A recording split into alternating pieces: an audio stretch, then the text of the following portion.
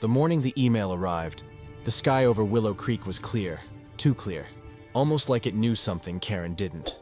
She sat on her wraparound porch, sipping her lemon water, admiring her newly built farmhouse. White panels, black trim, perfectly symmetrical, like a magazine cover brought to life. It was her pride, her proof that she'd finally made it. Then her phone pinged.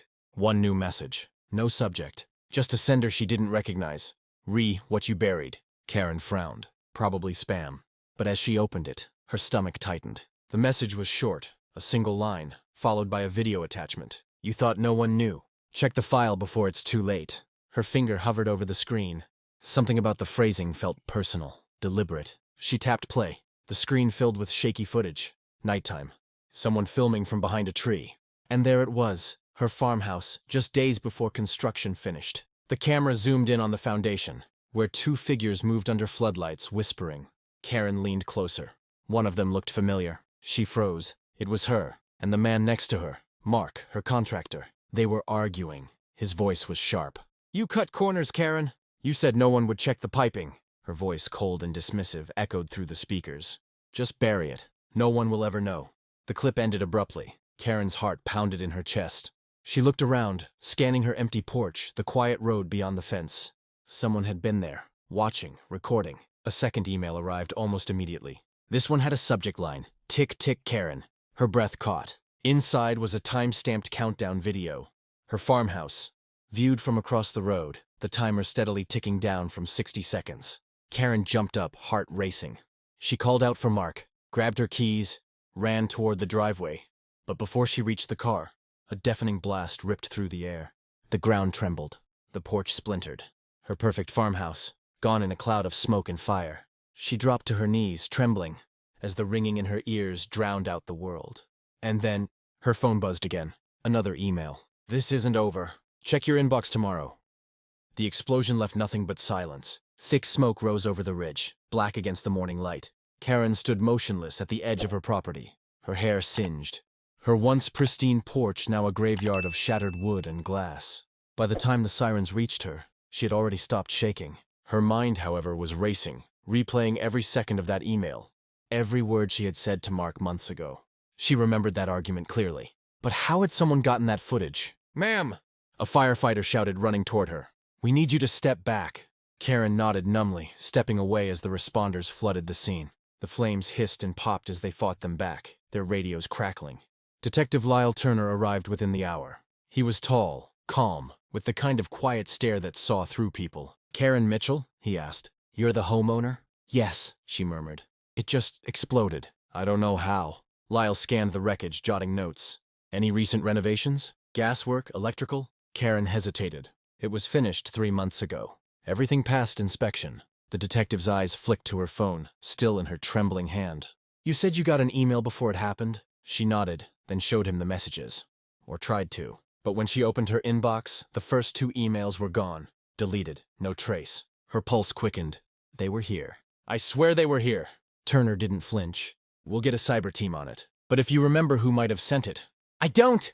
She snapped, then caught herself. I mean, I have no idea. He gave a slow nod, jotting something down. You'll need to stay somewhere else tonight. We'll call if we find anything. As he walked away, Karen's phone buzzed again. She glanced down, expecting another cryptic message.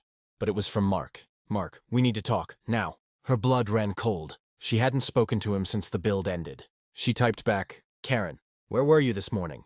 The reply came fast. Mark, not here, but you should check your old messages.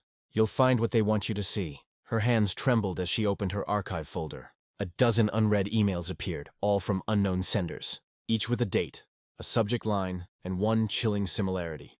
They all began with the word, confession. Karen's thumb hovered over the first message. The inbox felt like a minefield. Every click, every subject line carrying a weight she didn't understand yet. She finally opened one. From anonymous sender. Subject Confession 1, the foundation lies. Inside only text. You paid him in cash. You said it would speed things up. You told him to skip the safety layer and hide the receipts. You didn't think anyone was listening. Karen's heart thudded against her ribs. Whoever sent this knew things no one should. Things that weren't even written down. Only she and Mark knew. She scrolled further. Each confession built on the last. Confession 2, the gas line shortcut. Confession 3, the night you signed his silence.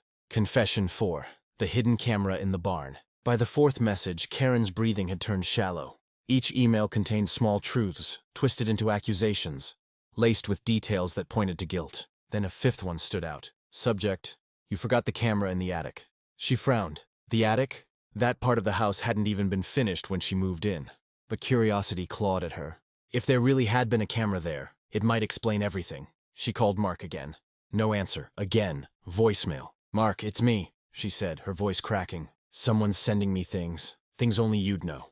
If this is some kind of sick joke, you need to stop before the police. She froze mid-sentence. Her phone vibrated with a new message. No subject, just a single image attached. It was a photo of her, taken from behind, standing exactly where she was right now, at her kitchen counter.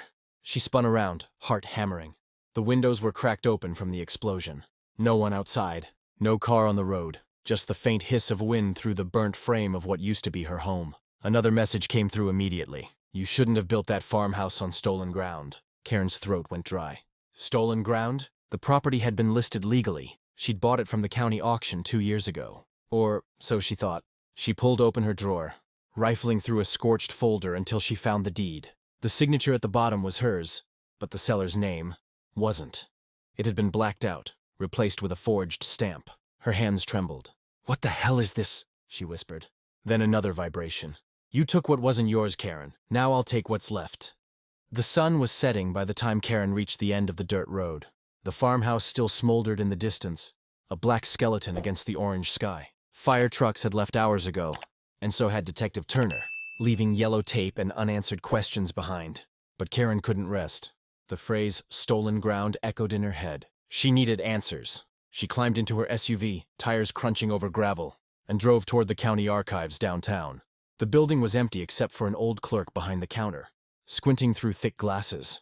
Property records? He asked. Yes, she said, breathless. Mitchell Farm, Lot 17B, Willow Creek. He shuffled off, returning minutes later with a dusty file. Strange, he muttered. This parcel was under dispute years ago. Karen's pulse quickened. Dispute? Between who? He adjusted his glasses, scanning the record. Original owner, Eli Dawson. Local farmer, died. Well, supposedly, his daughter filed a claim, but it was denied after the fire. Karen frowned. What fire? The clerk looked up. The one that burned down their old farmhouse, right where yours stands now. Her stomach turned. You're saying my property was built on someone else's land? He shrugged. Technically, it was seized by the bank after the family disappeared. But there were rumors, talk of foul play. Never proved. Karen's throat went dry. And the daughter? He sighed. Lydia Dawson. She left town. Some say she went missing. The name lingered like smoke. Lydia Dawson. Karen had seen it before, on one of the confession emails. Her skin prickled. She thanked the clerk and hurried out, clutching the folder tight. Inside her car, she flipped open the record again. On the last page, tucked behind the mortgage release form, was a handwritten note. This land remembers, even if you don't. Her phone buzzed violently on the seat beside her. No caller ID. She hesitated, then answered. Static, then a whisper. I told you not to build here, Karen. She froze. Who is this? You covered what my father built with your lies. You buried us under your walls. Now it's your turn to burn. The line went dead. Karen's breathing came fast and shallow. She dropped the phone, gripping the steering wheel as panic set in.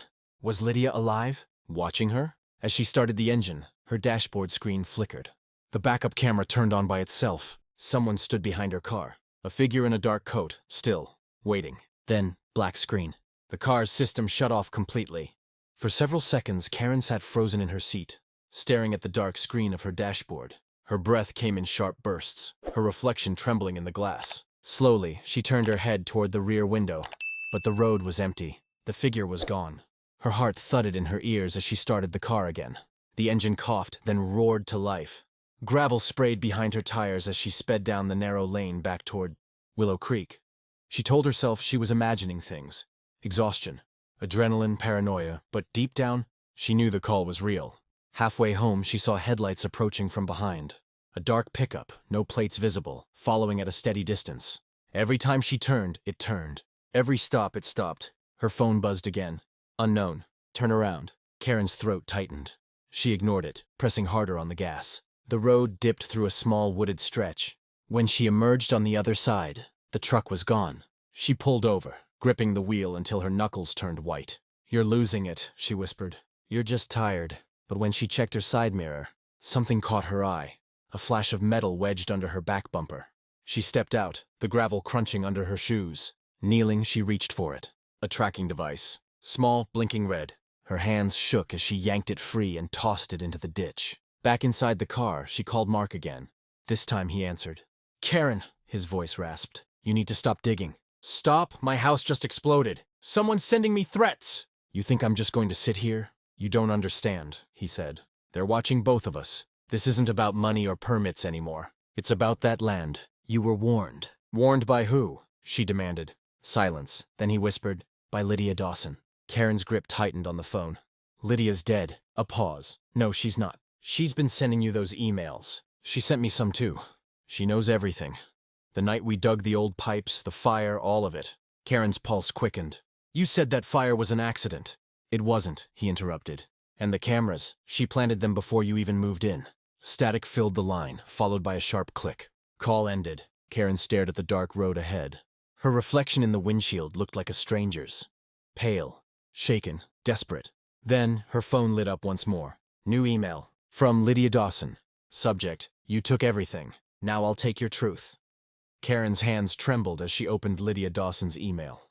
The message began with no greeting, no signature, just a single chilling paragraph. "My father built that farmhouse with his bare hands. You built yours on his ashes. Now every lie you poured into that soil will crawl back up to you." Below the text was a video link titled, "The Night Before You Bought It." Karen hesitated, glancing out at the dark horizon, before pressing play. The footage opened with an old camcorder date stamp, April 12, 2018. It showed the burnt remains of a house. In the center stood a young woman with soot on her face, holding the camera shakily. Karen squinted. The woman looked hauntingly like Lydia from the old county records. Her voice cracked as she spoke. "They said the fire was my fault, that I left the stove on, but I saw them that night. 2 people digging near the well. They buried something, and when I tried to stop them, they lit the match." The camera swung wildly, showing a man's silhouette walking away with a gas can in hand. Then came the part that froze Karen's blood. The camera zoomed in just enough for her to recognize the woman, following him, herself. "No," Karen whispered. "That's not possible." But the footage didn't lie. Lydia's voice trembled in the background. "You took my father's land. You bought it for pennies after the fire you caused. And then you buried your guilt under marble countertops and new paint." The video ended with static and a distorted whisper. "This land remembers." Karen stumbled back from her phone. Her memories fought to reconcile what she'd seen. She'd been there that night, but only to inspect the land. After the fire, before the purchase. She hadn't lit anything. She hadn't... A loud thump broke her spiral. It came from outside the window. She froze. Peering through the glass, she saw a small box lying on her porch, wrapped in brown paper, no label. Carefully, she opened the door, the air heavy with the smell of burnt timber. The box was light, almost too light. Inside was a single charred key. And a note. "You locked the truth away once. Let's see if you can face it now." Karen looked down at the key. On the metal surface, scratched faintly, was a number, 17B, her lot code. Her phone buzzed again. "Lydia Dawson. The cellar under your farmhouse wasn't empty. Go back tonight." Karen's pulse spiked. The farmhouse ruins still smoked. Going back meant walking straight into a trap. But doing nothing meant surrendering control. And Karen Mitchell never surrendered. By the time Karen reached what was left of her farmhouse, the night had swallowed Willow Creek. The smoke had thinned, leaving only the scent of wet soot and twisted metal. She parked a few yards away, headlights cutting through the haze, her nerves electric. The ruins creaked under her boots as she stepped onto what used to be the porch. Every board groaned like it remembered. She clutched the charred key in her palm, its edges sharp enough to bite into her skin. Lydia's last message echoed in her head. The cellar wasn't empty. Karen scanned the wreckage. Beneath what used to be the kitchen, a patch of concrete had cracked open from the blast. Through the fissure, faint glimmers of metal reflected her flashlight beam. She crouched down and brushed aside debris until her fingers found a latch. Old. Rusted, barely visible. She tried the key. It fit. With a reluctant click, the latch gave way. The cellar door groaned open, revealing a narrow staircase swallowed in darkness. A damp, earthy smell drifted up, mixed with something else. Something old and metallic. Karen hesitated. Every instinct screamed to leave, to call the police, to run. But curiosity and fear tangled together until she couldn't tell them apart. She descended, one step at a time. Her flashlight beam sliced through the dark, landing on walls lined with concrete. The air was cool, heavy. Then her light caught something strange. A line of photos pinned to the wall. Every one of them was of her. Karen at the market. Karen talking to Mark. Karen signing the deed. Even Karen in her backyard, unaware of the lens. Her pulse thundered in her ears. She turned the light toward the far end of the cellar and froze. There, on a work table, sat an old laptop. Its screen flickered weakly, connected to a small generator humming in the corner. A sticky note was taped to the lid. "Play me." Her shaking fingers lifted the screen. A video began to load. Lydia Dawson, older now, her eyes cold and unblinking. "If you're watching this, you've finally come clean, or you've finally been caught. You took everything from my family. The land, the house, the life my father built. But justice doesn't always come in courtrooms. Karen, sometimes it's delivered one click at a time." The video glitched, replaced by a live feed, a camera view of Karen. Standing in that exact cellar, she gasped, spinning toward the corner. A small red light blinked from the shadows. Someone was watching her. Karen's breath came in shallow, bursts as the blinking red light pulsed from the far corner of the cellar. For a moment, she couldn't move. The realization hit like a jolt. The feed she saw on the laptop wasn't old footage. It was live. Someone was streaming her right now. She took a cautious step forward. "Who's there?" she whispered, her voice trembling. The sound bounced back from the cold concrete walls. No answer, just the soft hum of the generator. She grabbed a metal rod from the floor and approached the source of the light. A small camera was mounted inside a hollowed-out cinder block, the lens cracked but still functioning. She yanked it free and smashed it against the wall. The red light died. Immediately, her phone buzzed. Unknown. That wasn't smart. Her heart stopped. The signal down here was weak. Whoever sent that was close, maybe even above ground. Karen turned toward the stairs, but before she could move, she heard faint footsteps above. Slow, deliberate, crunching over the burnt floorboards. She froze mid-step, holding her breath. The sound stopped directly above her head. She whispered into the dark. "Lydia?" Silence. Then from the laptop, a faint whisper crackled through the speakers. "You can't erase a grave, Karen." Her flashlight flickered. The screen went black. Panic surged through her. She sprinted up the stairs, shoving the cellar door open with her shoulder. The night air hit her like ice. She stumbled into the ruins, scanning the shadows. No one there. The silence was too clean, too empty. Only the wind moved, carrying with it a faint echo of laughter. She bolted for her car, slamming the door shut, locking it twice. Her hands shook as she tried to start the engine, but it refused to turn over. The dashboard lights flickered erratically before dying. Her phone buzzed again. "Lydia Dawson. Still think this is your land?" Attached was a video file. Karen hesitated, then tapped it open. The video showed her own car, from behind, filmed from somewhere nearby. In the reflection of the back window, a faint outline of a woman standing in the darkness. Karen's grip tightened around her phone. She swung her flashlight toward the trees. Nothing. Then another ping. "You buried my father. You buried the truth. Now dig it up." Karen stared at the message, her breath fogging the glass. And then she saw it. Faint light moving between the trees, flickering like a lantern's glow. Someone was walking toward her property, slowly, purposefully, and they were carrying a shovel. Karen's breath fogged the windshield as she stared through the dark. The faint light between the trees bobbed closer, slow, rhythmic, like someone carrying an old lantern. Every few seconds, it dipped toward the ground, then rose again, matching the swing of a hand gripping something heavy. A shovel. Her first instinct was to drive, but the car wouldn't start. The battery light blinked weakly before dying altogether. The silence pressed in, thick and suffocating. She reached for her phone. No signal. Just one unsent text blinking at the top of the screen. "Help." Through the rear window, the light grew brighter. Whoever it was, they were only a few yards away now. Karen forced herself to move, sliding out of the car as quietly as she could. The gravel crunched beneath her shoes, too loud in the still air. The light paused. Karen ducked behind a pile of charred boards, holding her breath. The air smelled of wet ash and diesel. She peeked over the edge. A woman stood at the edge of the clearing. Her clothes were dark, her hair long and tangled. The lantern's glow flickered across her face, pale, stern, eyes that burned with something colder than rage. Lydia. Karen's stomach knotted. She wasn't a ghost. She was alive. Lydia knelt in the dirt near the remains of the old well, thrusting the shovel into the ground. The metallic clank echoed through the night. She was digging, fast, deliberate. Karen watched, torn between fear and curiosity. What was she uncovering? Minutes passed before Lydia stopped. She wiped her brow, leaned down, and dragged something out of the hole, a small metal box. rusted and covered in soot. She brushed it off and whispered something Karen couldn't hear. Then she turned, eyes locking straight onto Karen's hiding place. Karen's breath hitched.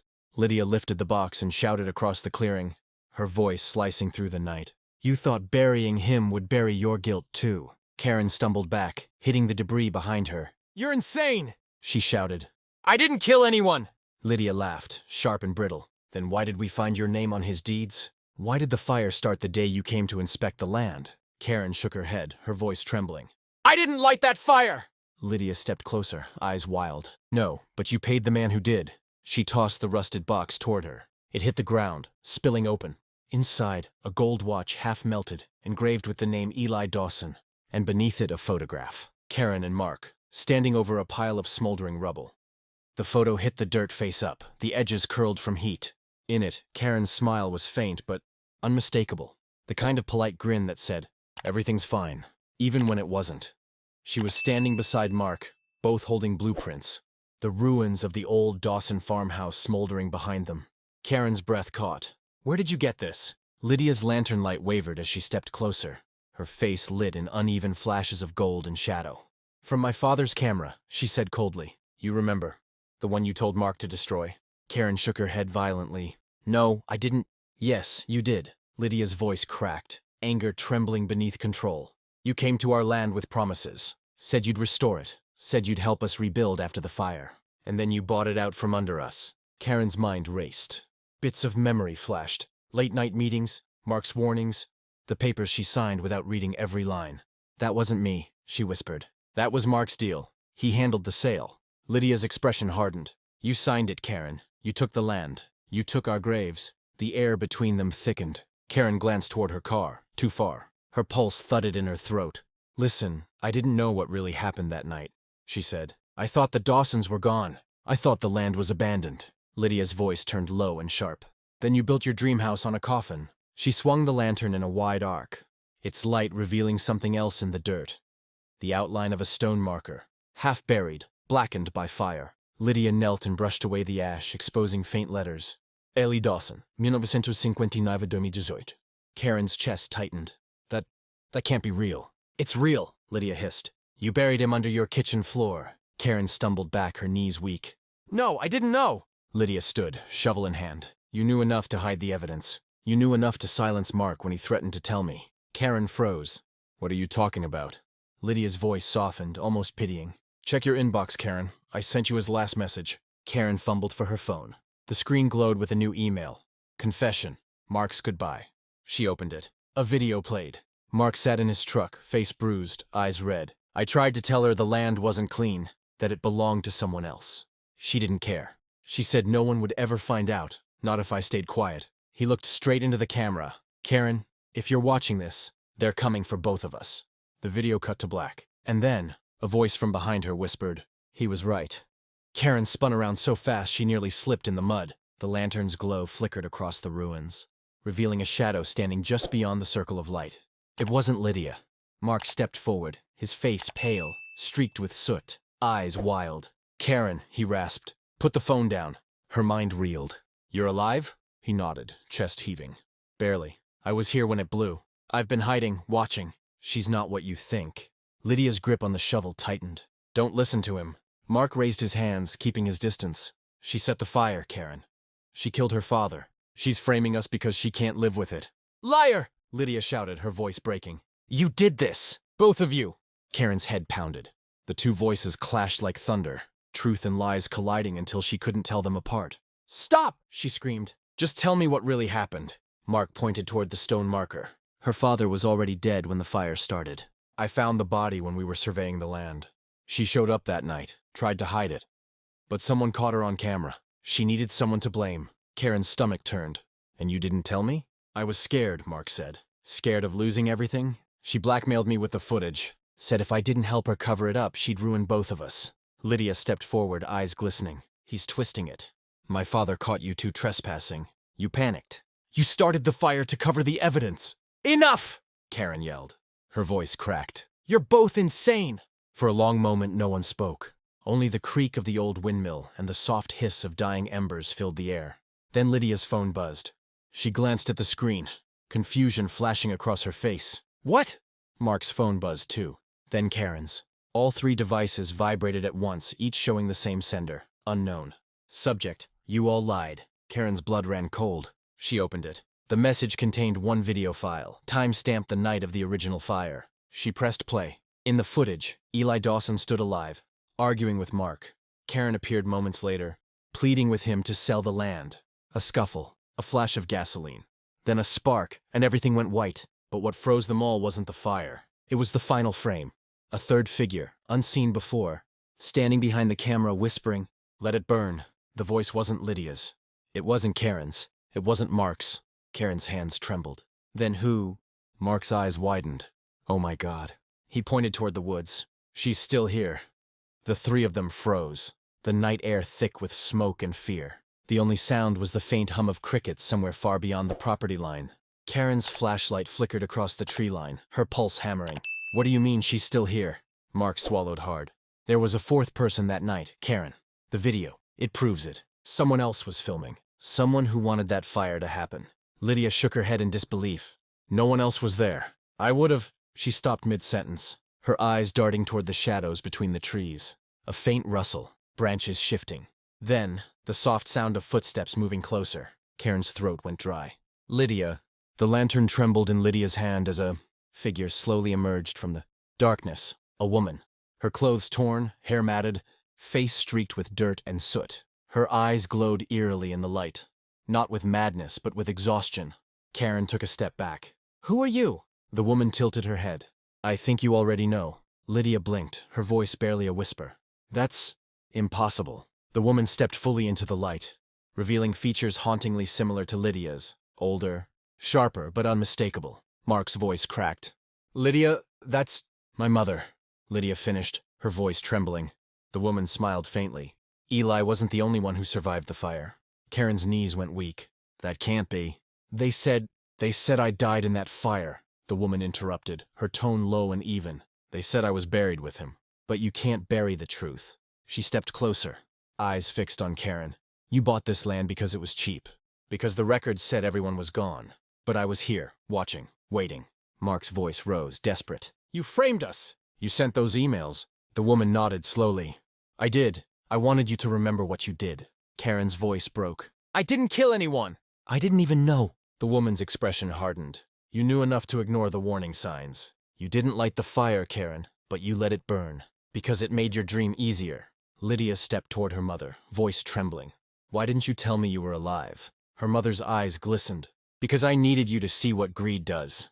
To watch how lies multiply when the truth is buried. A sharp wind swept through the ruins, scattering ash like snow. The lantern flickered violently. Then from somewhere behind them, a click. Mark turned. Wait, what was... A red light blinked to life in the shadows. Another camera. And this time, it was recording all of them. The blinking red light cut through the darkness like a pulse. Steady. Unblinking, alive. For a moment, no one moved. The air around the ruins felt heavier, as if the ground itself was holding its breath. Karen whispered. Who put that there? Mark squinted, stepping cautiously toward it. It's wired. Look, battery pack, motion sensor. This thing's been running for days. Lydia's mother, her name still unspoken, tilted her head. Weeks, she corrected coldly. Ever since your farmhouse exploded. Karen's skin prickled. You're the one who set it up? She smiled faintly. I wanted to see how far your guilt would go before the truth caught up. Mark's jaw clenched. You recorded everything? Her expression turned grave. No, Mark, he did. She pointed at the camera's casing. Scrawled in ash across the metal was a familiar signature. E.D. Lydia gasped. Eli? Karen's pulse thundered. He was alive when this was placed? The woman nodded slowly. Eli started recording the night of the fire. He was documenting everything. His suspicions, the meetings, the deals you both thought no one saw. Mark's face drained of color. He knew? He knew, the woman repeated. And when he realized what was about to happen, he set up cameras around the property. He wanted the truth out, no matter who it destroyed. Karen took a shaky step forward. Then why didn't he stop it? The woman's eyes burned with something cold and sorrowful. Because he thought the fire would only take the land. He never knew it would take him, too. Lydia knelt beside the camera, brushing away the ash. If it's still recording, then someone's watching. Mark cursed under his breath. We need to get rid of it. Don't, the woman snapped. It's streaming live. Karen froze. Live to where? The woman gave a small, bitter laugh. You should know. Karen, you're the one who used Eli's footage in your farmhouse promotion. Karen's breath caught. That's impossible. That was old material? Repackaged lies, the woman said. Every shot, every smiling clip of you and Mark, filmed over the same land that buried the truth. The red light blinked faster. A faint sound buzzed from the device. Static first, then a voice. You're all finally in one frame. Lydia stumbled backward. Who is that? Karen recognized the voice instantly. Calm, male, familiar. Mark's eyes widened in horror. No, it can't be. Karen turned toward him. Mark, what did you do? He took a step back, shaking his head. I didn't send that message, Karen, but I know who did. He swallowed hard. Eli had a brother. The words hit like a hammer. Eli had a brother. Karen blinked, the ground beneath her seeming to tilt. What are you talking about, Mark? You never said anything about that. Mark's voice trembled. Because no one knew he existed. Not officially. His name was Daniel Dawson. Eli kept him off the records after what happened in '09. Lydia frowned. What happened in '09? Mark hesitated. The first fire. A chill crawled up Karen's spine. There was another one? Yeah, Mark whispered. The one Eli covered up. Daniel was blamed for it. Said to be unstable, dangerous. They said he ran off, but Eli told me once that wasn't true. He said Daniel stayed close, watching everything. Lydia's mother stepped forward, her tone sharp. Daniel was never unstable. He was angry, because Eli took his inheritance. The land, everything their father promised him. Karen's head spun. So, he's behind this? The emails, the footage. The woman cut her off. Daniel's behind all of it. He's been waiting years to destroy everyone who touched this land. He blames all of us. Me, Eli, you. A low crack echoed from the tree line. They all turned. The forest was silent again. But Karen felt it. The heavy, unseen presence watching from somewhere just out of sight. Mark lifted the camera. Its red light flickered faster, detecting motion. Someone's there, Lydia whispered. Daniel, the woman said, almost to herself. He's watching. Another sound, this time closer. Gravel shifting under a boot. Karen's flashlight caught a glint of metal between the trees. A lens, reflecting light back like an eye. Another camera, Mark said. He's got the whole place wired.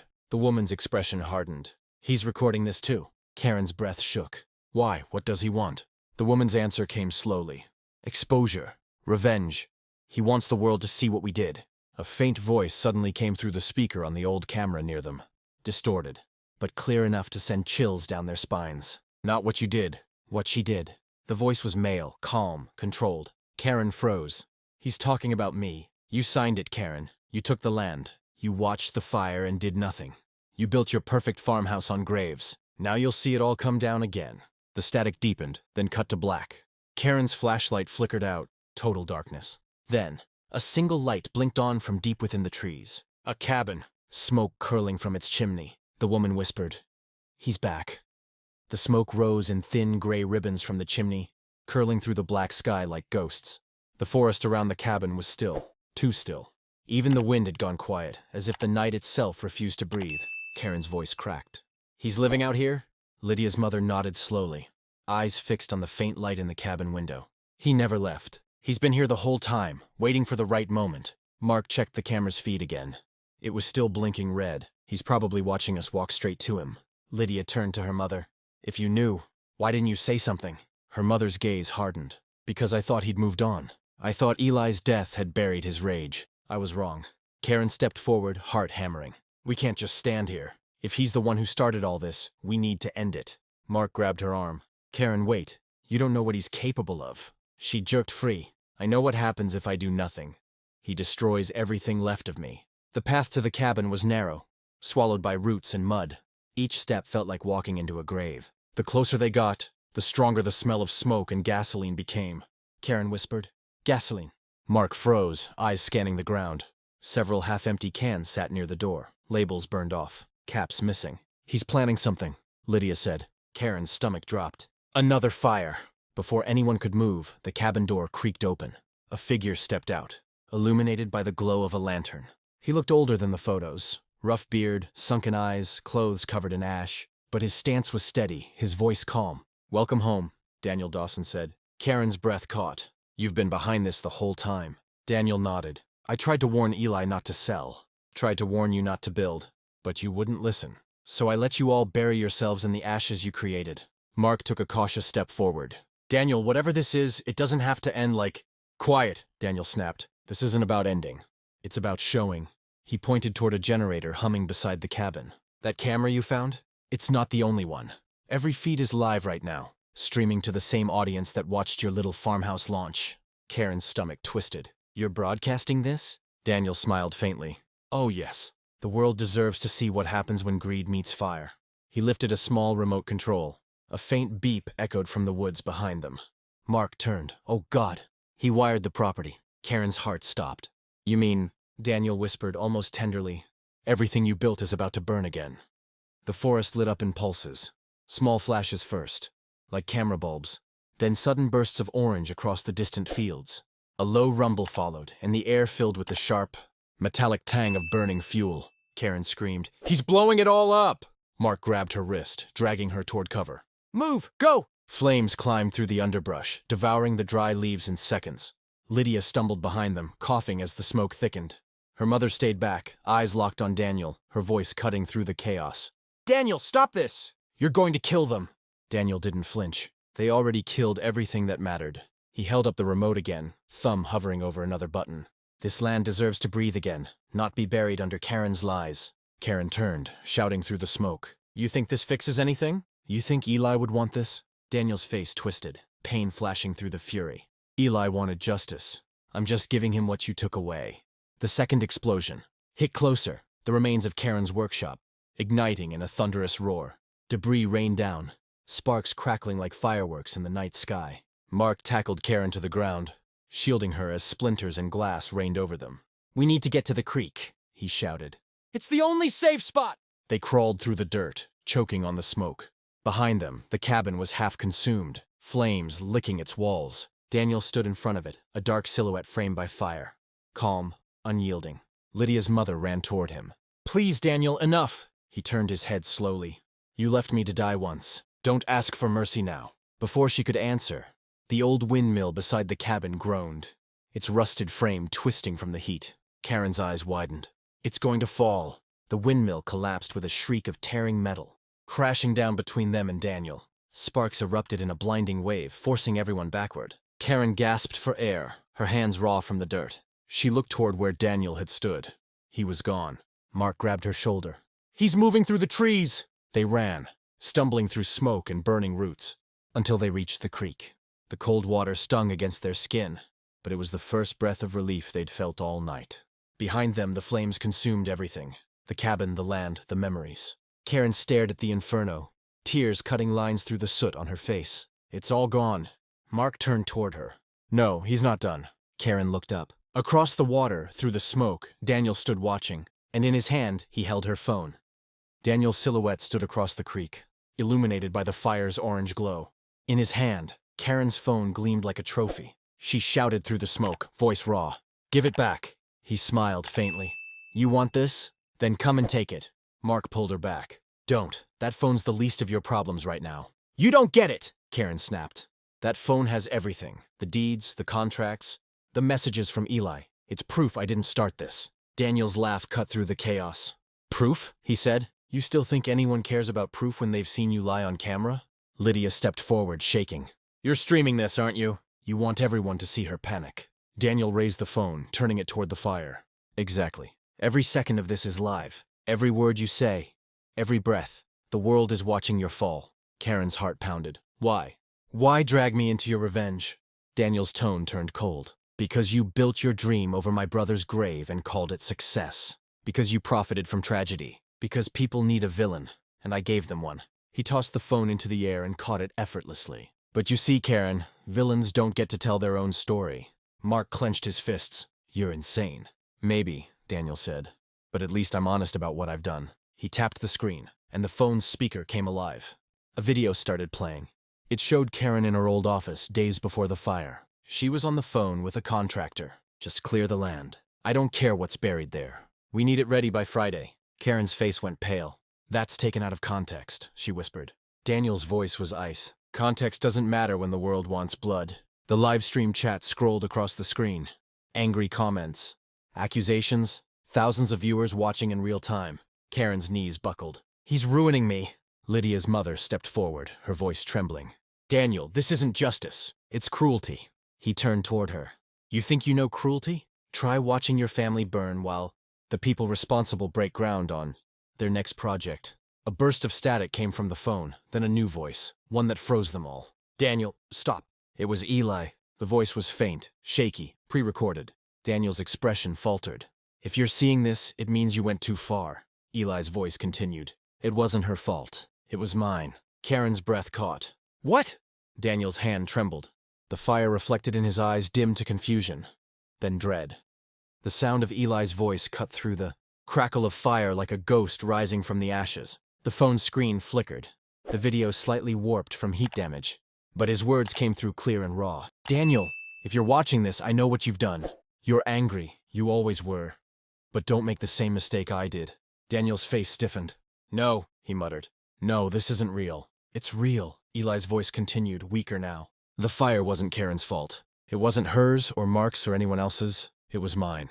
I was trying to force the sale. I rigged the generator. Thought I could make it look like an accident. Claim the insurance. But the wind shifted. Karen's knees hit the mud. Oh my God. Lydia's father came to stop me, Eli's voice said. He tried to save me. He didn't make it out. Daniel's expression broke. Anger melting into disbelief, then grief. I know you'll come after them, Eli went on. But listen to me. Revenge won't bring anything back. Don't turn this land into another grave. The video ended abruptly. Silence followed, the kind that swallows sound whole. The fire popped somewhere in the distance. Daniel's breathing grew uneven. He stared at the phone like it had betrayed him. Lydia stepped closer. You've been chasing the wrong truth. Daniel didn't answer. His hand trembled as he rewound the video, eyes locked on Eli's face. He lied to me. He said she took everything. Lydia's mother spoke gently. He was trying to protect you, Daniel. From yourself. Daniel's jaw tightened. No, he wanted me to live with this. To believe there was a reason. Karen finally stood, her voice breaking but steady. He wanted peace, Daniel. He didn't want this war you started. You're destroying the only thing left of him. The flames had begun to fade, reduced to smoldering pockets of heat and smoke. The world felt smaller now, quieter, just the five of them standing in the wreckage of decades of deceit. Daniel lowered his head. For the first time he looked human. Not a monster, not a ghost, just broken. I thought burning it all would make it stop, he said softly. But the truth burns worse. Mark took a step forward. It's over. You can stop this. Daniel stared at the phone one last time, then slowly placed it on the ground by the creek. He whispered almost to himself, let it rest. But then the phone buzzed again. Another message. From unknown. Subject. You think the fire's over? The screen flashed, and the feed switched to a new live stream. It was the farmhouse, still burning. The glow of the phone lit their faces with an eerie orange light. On the screen, the farmhouse was engulfed again, flames roaring higher than before, the roof collapsing inward like a dying beast. Karen's voice cracked. That's impossible. It's gone. It burned down days ago. Mark shook his head. This isn't live. It can't be. But the timestamp said otherwise. Live, 2:46 a.m.